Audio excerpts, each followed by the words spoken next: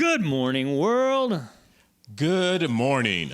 So especially to all of you out there in Wales or Great Britain or might be Canada. I'm not sure where Ren is right now. But we are doing a Ren song. It's been a long time. It's been a very long time. And not only do we want to say good morning, it may be appropriate to say happy Thanksgiving. I know we're a couple of days late, but we just celebrated that here in the States. Yep, happy Thanksgiving belated. I know you guys missed. We usually do a yearly Thanksgiving Day special, but we couldn't do it this year because we just couldn't work out the logistics. But we'll get there. All right. What are we doing today? Today we are going to do the re-release of Sick Boy by Ren. This one is called Sick Boy Episode 1, The Flame of Prometheus. Awesome. You guys stay tuned. Ren Boy, Sick Boy. I'm Cedric. And I'm Brian, and this is Cedric and Brian.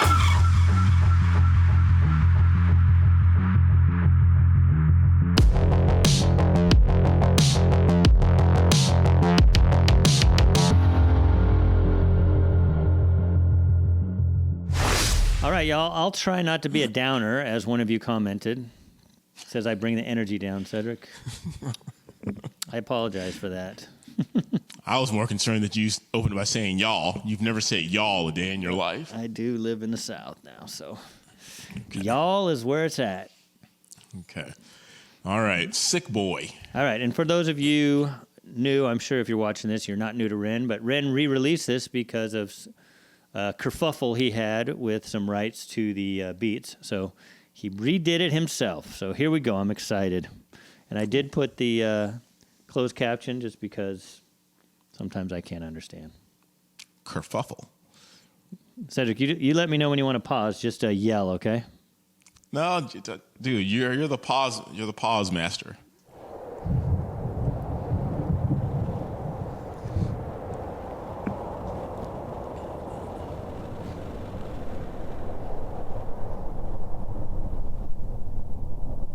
Have you ever heard the story of Prometheus? Transformers? Let me start somewhere near the end.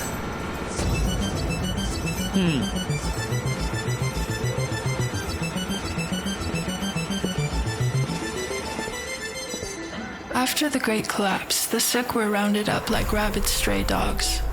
Those who were strong enough were put to work in subterranean farms. First, they would be stripped of all dignity afforded to a human. Then, their bodies would be decontaminated and purged of the stench from the surface. In order to create an effective cog, you must first bleed out of all autonomy and free will. He or she must stop being human and become a limb. Those who were deemed too sick for work were discarded. To keep them alive would only further drain the earth of vital resources. It was a kindness to let them die. For years, this is how the program would run. But, like many systems that came before it, it was at the mercy of chaos theory. Chaos theory is often misunderstood. It is an oxymoron, a determined element of chaos, one that can send a whole system spiraling into mayhem.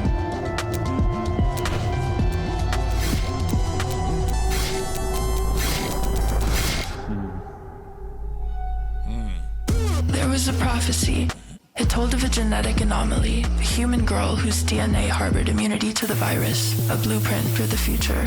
For decades, the humans searched, setting up a global infrastructure of testing facilities in vain. With time, the candle of hope burnt down to a blackened wick. Whispers of the prophecy could still be caught traveling on the wind between members of the sick. Rivaling factions saw it as nothing but a dying superstition. Others clung to it like an amulet of hope.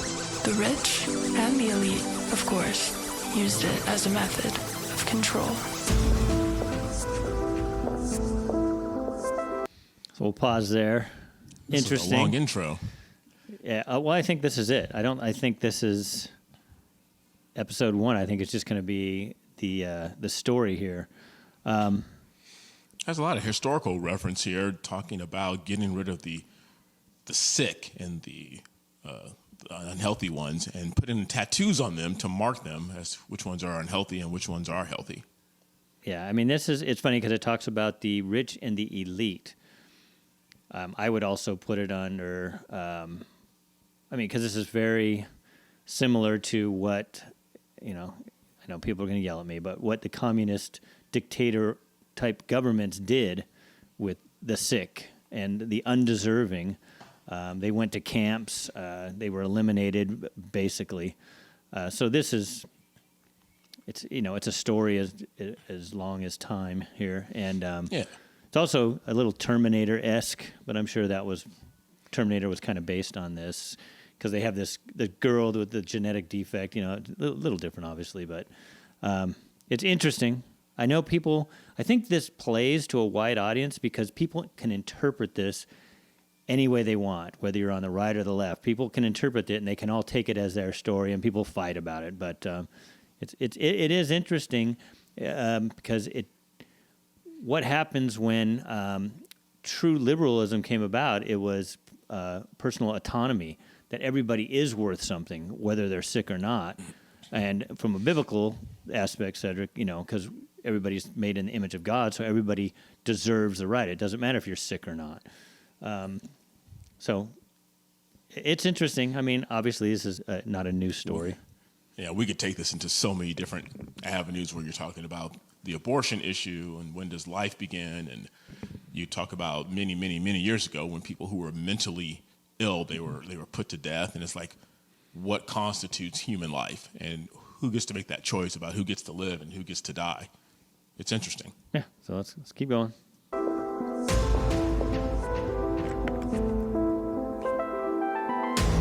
Desperation is a powerful drug.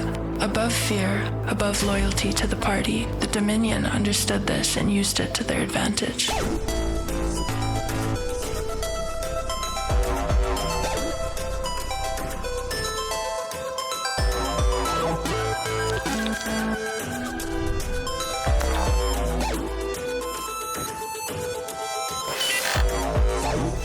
If you strip man of his basic needs, with enough time, he becomes a beast. Without shame and without morality. Primal. How ironic that the creations and brilliance of man should reduce him to his primal state. I guess with time, everything returns to source. While it was still part of protocol to test every subject for immunity to the virus, the outcome was predictable. There was no suspense. Any hope that testing would bear fruit died years ago. That is until we introduce chaos theory.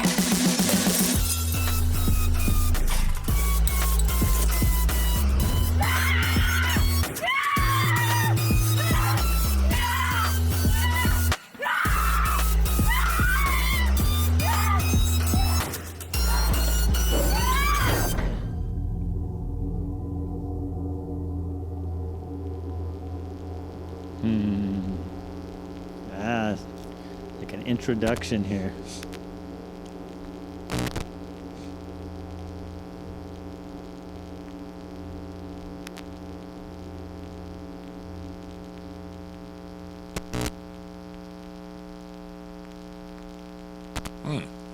Okay.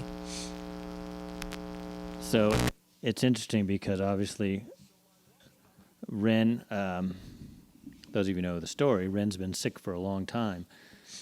And even though we see all of his brilliant artistry come out, and we've had glimpses of we always have glimpses of the struggle he's with, but then some of them, the absolute pain, both physically and emotionally that he's in.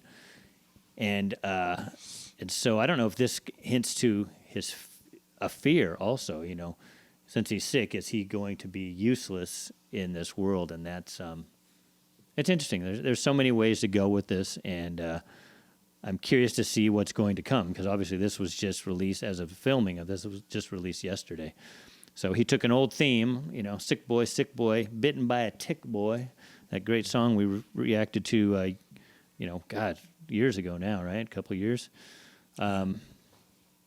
This was an interesting introduction. So I'm hoping comes back to music and he comes up with an actual song on this. Yeah, it's good. It's good. Interesting. Very thought provoking. But I'm with Brian. You can't help but be a downer. It's kind of hard to be upbeat with an intro like this. Come on, we got to be upbeat, baby. No, it's hard to be upbeat with something like this, but it'll be interesting to see where he takes it. But yeah, it's scary because, like I said, people on the right and left will take it to mean what they want it to mean, and when they bring in chaos theory and things like that, I haven't studied chaos theory. I've only heard it on the edges. I know more about Western liberalism as it was introduced because all societies were controlled from the top down by called the elite, whether it was a king, whether it was a dictatorship, and that's why our whole experiment was supposed to be here in the U.S. especially, but in most Western countries, it was supposed to be from the ground up. It was the United States. It came up where the people ran the government. Obviously, the government, like everything else, grew way too big. And if it gets too big and it's run top down, then they can do stuff like this. I mean, obviously, a good example is Stalin and Hitler and Mao, who would just exterminate people that they deemed unfit, whatever their term for unfit was. And this kind of harkened back to Cedric and I, what we started was kind of during the COVID stuff, and we saw a top-down approach, and you were considered unfit or not safe for society if you didn't do what the government wanted you to do. So that's what I take out of it. I'm sure people out there will take it a different way, but that's why we all have our interpretations. We're all individual, and we all should be able to express our individuality. Yeah. Last weekend, my wife and I, we went and saw the new Gladiator movie starring Denzel Washington about the Roman Empire during that time, and it was kind of similar. You had certain slaves from different countries, and they were unfit, so they were used for gaming and for sport. And like Brian just alluded to, it was definitely from the top down. And if you were at the lower rung, you really didn't have a say-so on what went on. But I think that's the if you haven't seen that movie, go see it. I think that's a theme of the part of why the fall of the Roman Empire, because like anything else, the Roman Empire was the play. It was the best there was on earth at the time. But again, it gets too big. It gets out of control. You get people that, because it's a top-down run thing, you get people out there that aren't benevolent. They're more malevolent.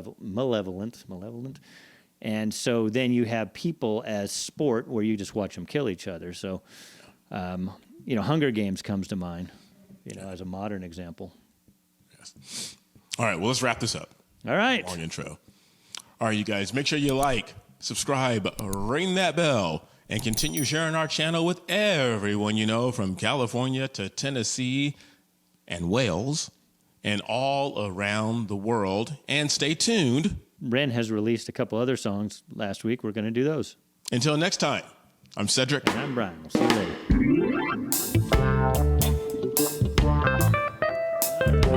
Maybe stop this.